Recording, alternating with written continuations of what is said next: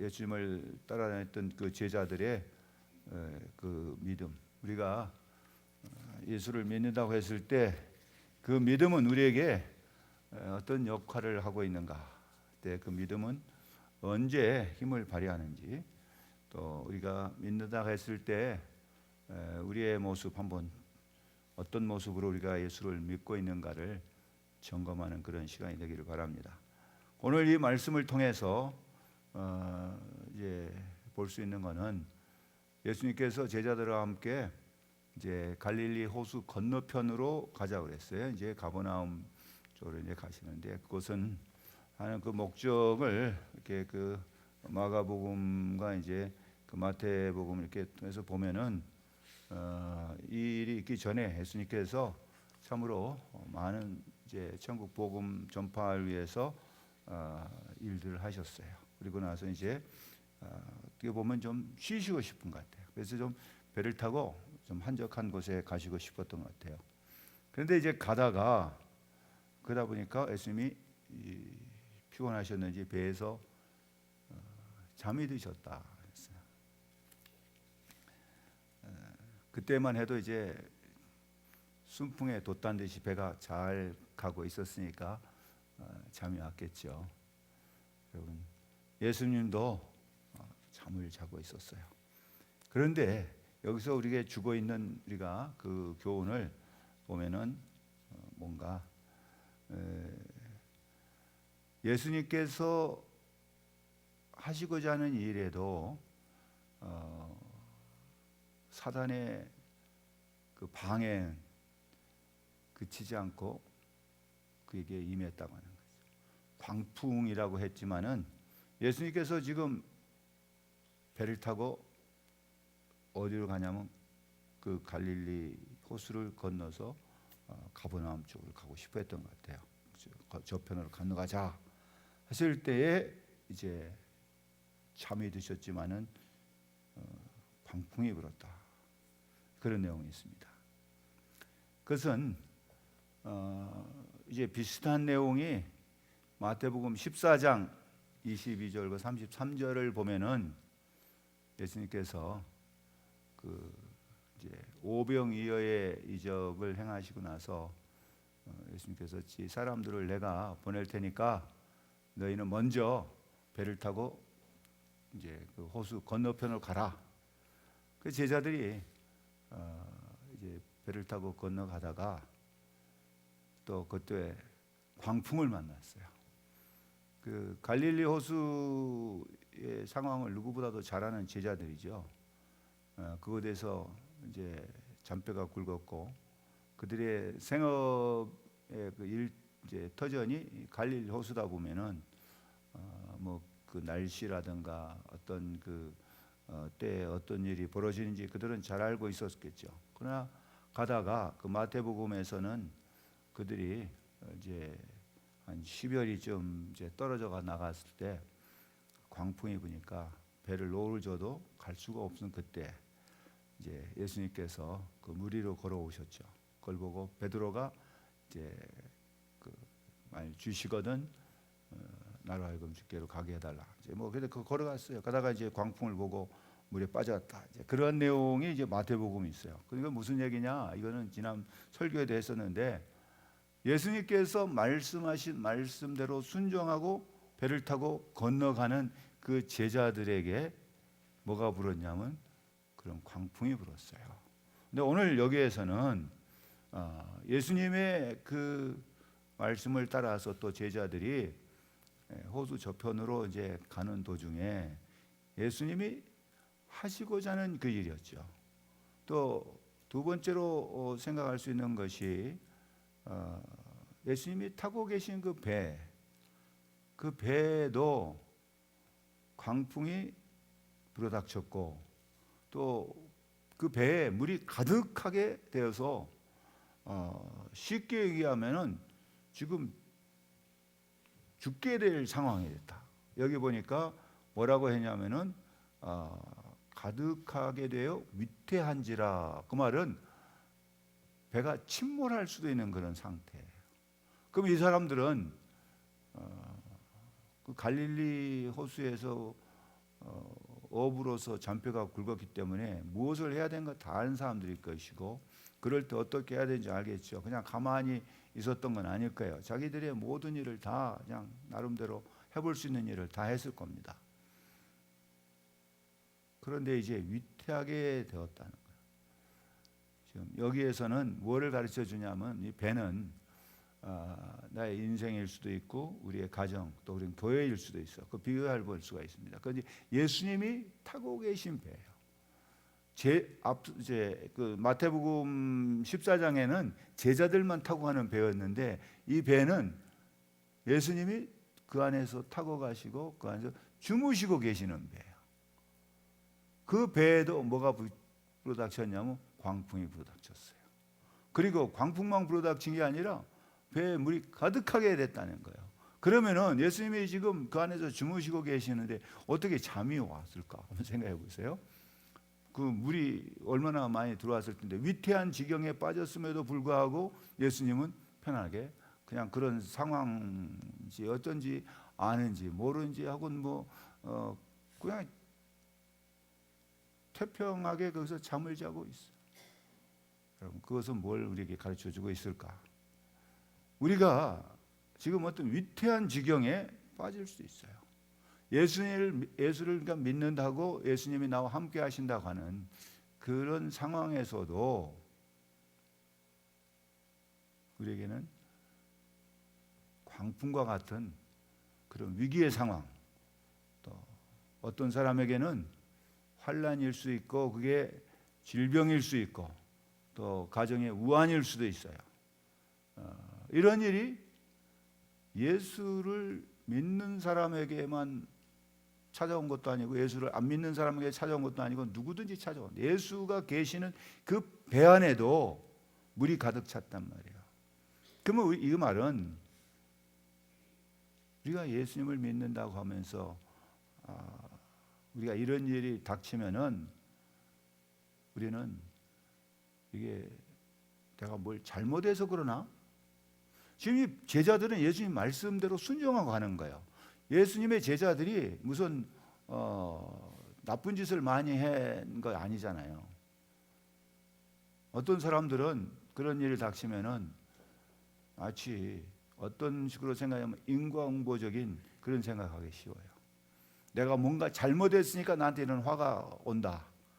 그거는 어떤 이제 불교적인 문화의 영향이라고 할 수 있겠고, 그게 어떻게 보면 인간의 기본적인 어떤 생각일 수도 있어요.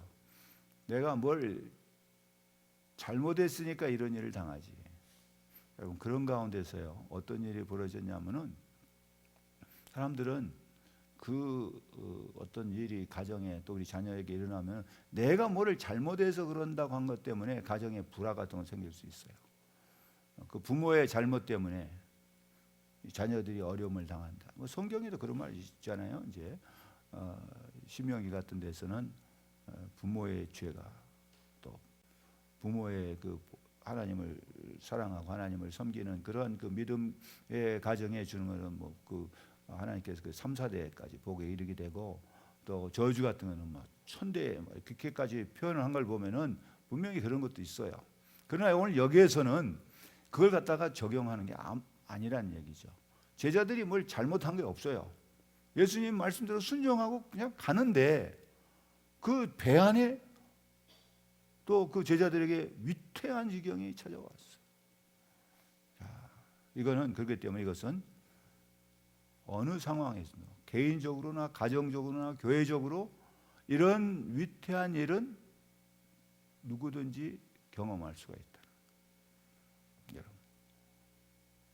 여러분, 여기서 죽어 있는 거는 이럴 때에 우리가 어떻게 하느냐 하는 거죠. 그걸 보면은 25절을 보니까 제자들의 행동, 제자들의 그 믿음의 모습이 나타나고 있어요. 여러분, 25절을 다시 한번 보시면은 뭐라고 합니까? 제자들이 나와 깨워 이르되 주여 주여 우리가 죽겠나이다 그랬어요. 이 표현은 지금 그대로예요. 제자들이 무슨 엄살 부린 게 아니고 위태한 지경이니까 지금 거의 죽게 됐단 말이에요. 여기에 그 심각성을 나타내기 위해서 주여라는 말을 2번이나 반복했어요.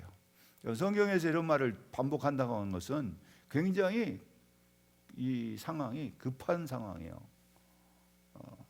그냥 주님 앞에 나서 주여 하는 게 아니라 주여 주여 하는 것은 이거는 아주 뭐 시급한 상황이라는 걸 알려주고 있어요.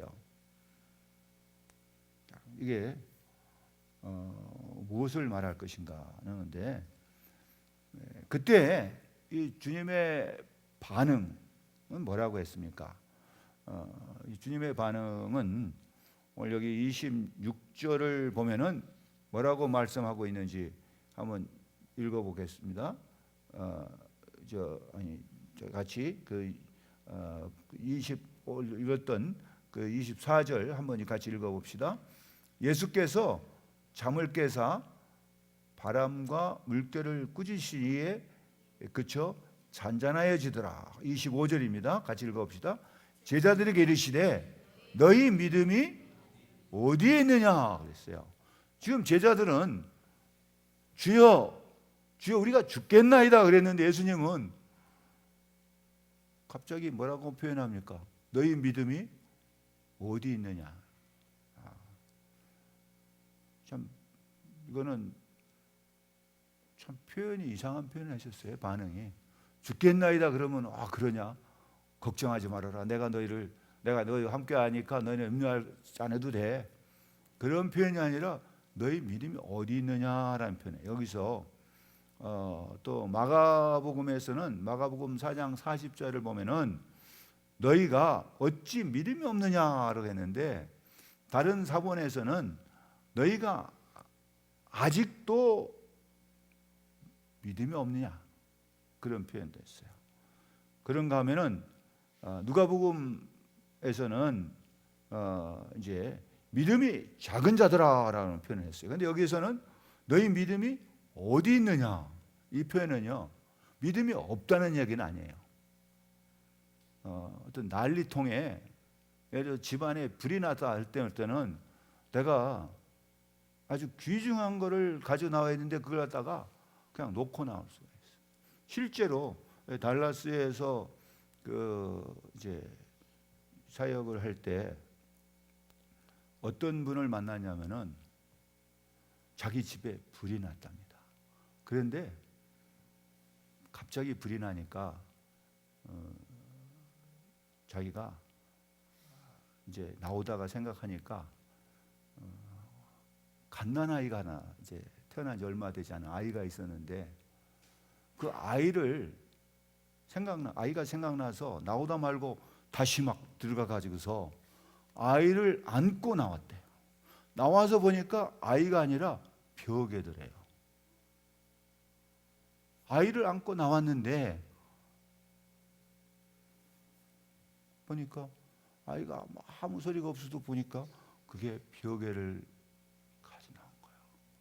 그것 때문에 이분이 굉장히 힘들었던 거예요.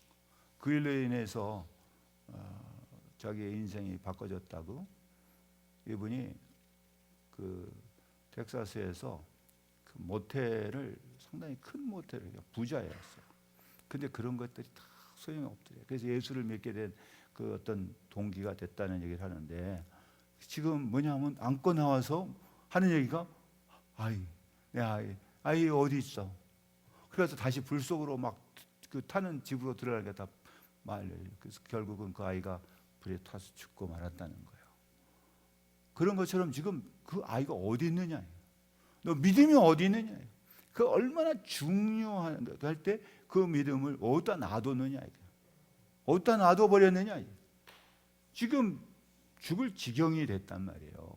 위태한 상황이 되다 보니까 이 제자들이 믿음을 어디다 놔둔지 모르겠어요. 그러니까 예수님께서 지적하는 게 너희 믿음이 지금 어디 있느냐.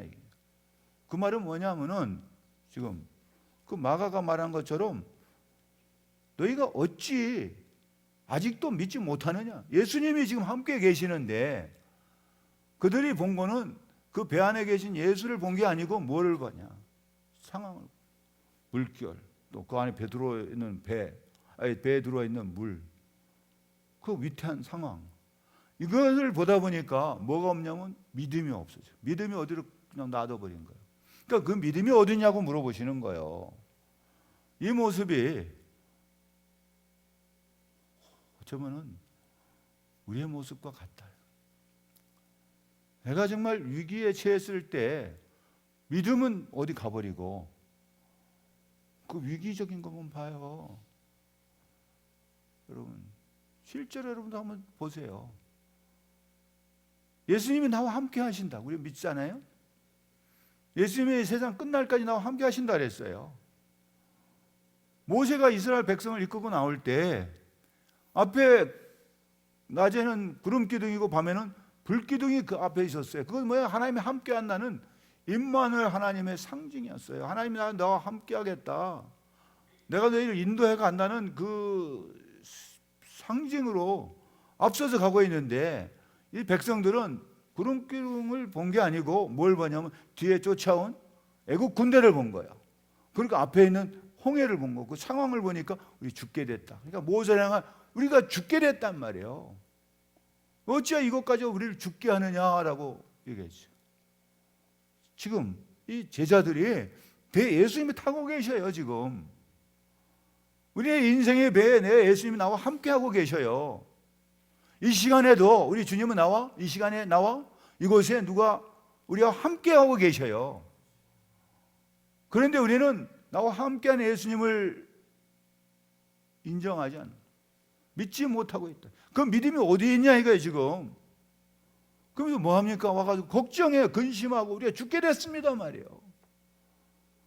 지금 위태로운 상황입니다 이 지금. 그런 표현이에요.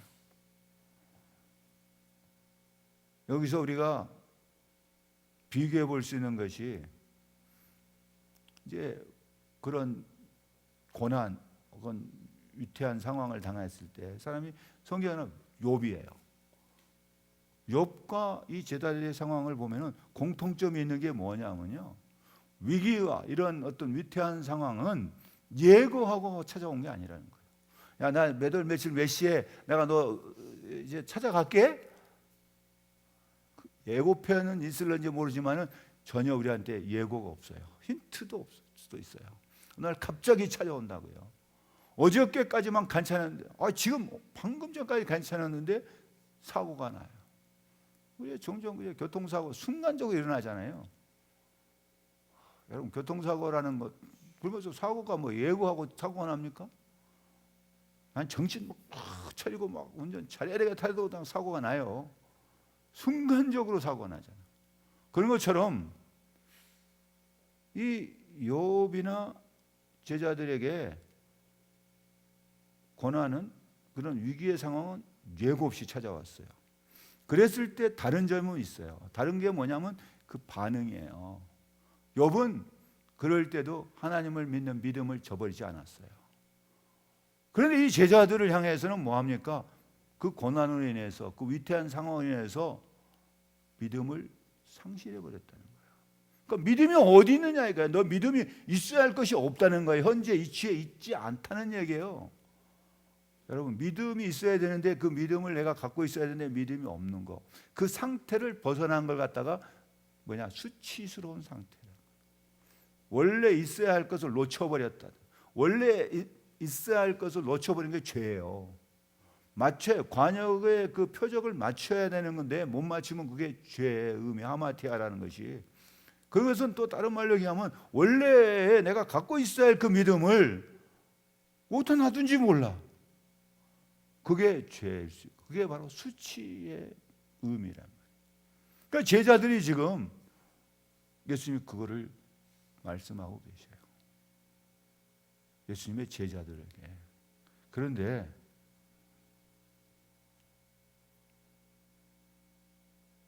우리가 여기서 기억해야 할 것은 마태하고 마가하고 누가하고 이걸 똑같이 이 상황을 놓고 하는데 시간적인 차이는 좀 있어요. 표현할 때 너 믿음이 어디 있냐, 혹은 믿음이 없느냐, 뭐 작은 믿음, 뭐 이렇게 표현할 때 먼저 이 말씀을 하셨느냐, 아니면 나중에 하셨느냐. 근데 오늘 누가복음이니까 누가복음은 먼저 그랬을 때에 예수님의 반응은 뭐였냐면은 여기 보니까 24절에 예수께서 잠을 깨사 바람과 물결을 꾸짖으시니 이에 그쳐 잔잔하여지더라 그랬어요.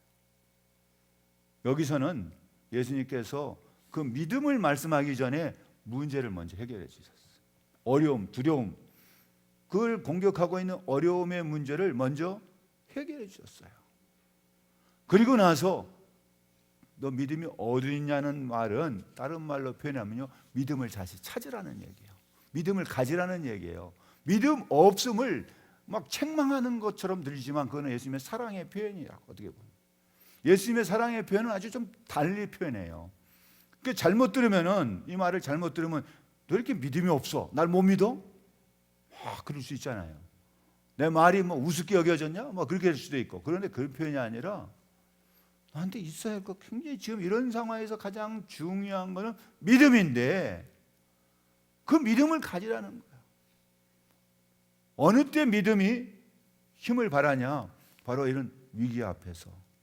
그래서 믿음은 고난을 이겨내는 힘이고, 고난을 막는 방패이고, 고난이 닥칠 때 고난을 이길 수 있는 강력한 무기다. 그래서 베드로는 무슨 표현을 했냐? 이 배에 타고 있었던 베드로잖아요. 그때 베드로전서 4장 12절에서는 사랑하는 자이들아, 너희를 연단하려고 오는 불시험을 이상한 일을 당한 것으로 여기지 말고 오히려 너희가 그리스도의 고난에 참여하는 것으로 즐거워하라. 이는 그가 영광을 나타나실 때에 너희로 즐거워하고 기뻐하게 하려 함이라. 여러분 고난이 우리에게 임했을 때 고난의 의미를, 그 위기의 의미를 베드로는 오히려 그를 이상한 일 당한 걸 여기지 말고 기뻐하고 감사라는 얘기예요. 왜? 주님이 나타나실 때 우리로 하여금 영광을 우리로 하여금 받도록 하게, 영광을 나타내다, 기뻐하도록 하겠다. 자, 우리가 믿는다고 하는 게 뭘 믿느냐는 거죠. 믿음이라고 하는 게요, 나 중심적인 믿음이 될 때는 실패하기 딱 좋아요. 나 중심적인 믿음 때문에 왜 신앙생활 하다가 많은 사람들이 거기서 실패하는 거예요. 상황을 보는 믿음. 예수님은 지금 제자들과 함께 가시면서 잠을 주무시고 계셔요. 때로 주님은 내가 어려움을 당해도 아무런 응답이 없고 잠만 주무신 것 같아요. 내가 이렇게 지금 힘들고 어려운데 주님은 어디 계시냐? 잠을 주무시고 잠자고 계셔. 이 상황은 우리에게 뭘 가르쳐 줍니까? 이것은 제자들이 예수님을 깨우듯이 예수님을 깨워야 된다는 거예요. 여기에서의 그 깨운다는 의미는 뭐냐? 내가 믿음이 있을 때 주님께서 나를 구원하신다는 그 믿음이 있을 때는 내 힘으로 뭔가를 하려기 전에 주님을 먼저 깨워야 돼요. 근데 제자들이 너 믿음이 어디 있느냐고 하는 거는 자기들 나름대로 그 갈릴리 호수에 어부들이니까 뭔가 이걸 피해 가보려고 뭔가 막 하다가 안 되니까 자기 한계에 부딪히니까 그때서 이제 위기의 상황에 부딪히니까 깨웠단 말이에요. 여러분, 지혜로운 것은 뭘까? 지혜로운 사람은요, 그런 위기를 당했을 때 먼저 주님을 찾는 거예요. 먼저 그 나라와 의를 구하는 사람이 지혜로운 사람이에요. 내 힘을 하다가 안 되면 그때서 하는 게 아니에요. 여러분, 믿음은 광풍을 만날 때 두려워하는 게 아니고 그때 주님을 깨우는 겁니다. 이런 광풍은 주님을 깨우라는 신호예요. 또한 내가 이 깨운다고 하는 것이 뭐냐면은 여기서 깨운다는 것은 기도하는 거죠. 주님의 이름을 부르라는 거예요. 우리가 주여 죽게 되었습니다 소리치라는 거예요. 이게 기도예요. 여러분, 기도라고 하는 게 뭐 복잡하게 생각한 게 아니에요. 내 상황을 그대로 그냥 빨리 전하는 거예요. 내가 죽게 되었습니다. 내 지금 살려주십시오 하는 얘기예요. 기도는 뭐 복잡하게 할 거 없어요. 그냥 주여 내가 죽게 됐습니다 말이에요. 그냥 계속 그 얘기를 하는 거예요. 언제까지예요? 주님이 계속 그 문제를 해결해 주실 때까지 하는 거예요. 주님이 나의 어려움을 모르고 주무시는 것 같아요. 그러니까 내가 이거 어떻게 주님을 깨워, 자는데 좀 주무시도록 놔두지. 그거는 겸손이 아니라 불신앙입니다. 그거는 주님을 찾지 않는 게 불신앙이에요. 어려움을 당할 때 주님을 찾지 않는다는 것은 그거는 정말 불신앙이에요. 내가 어려울 때 딴 거 없어요. 주여 내가 죽게 됐습니다. 뭐 체면이고 뭐고 없어요. 그냥 죽게 됐습니다. 살려주십시오. 내가 지금 오늘 밤에 자칫하면은 이 마지막 인생의 마지막 밤이 될 수 있어요. 그럼 뭐 해야 돼요? 주님만 의지합니다 말이에요. 내가 의지할 것은 주님밖에 없습니다.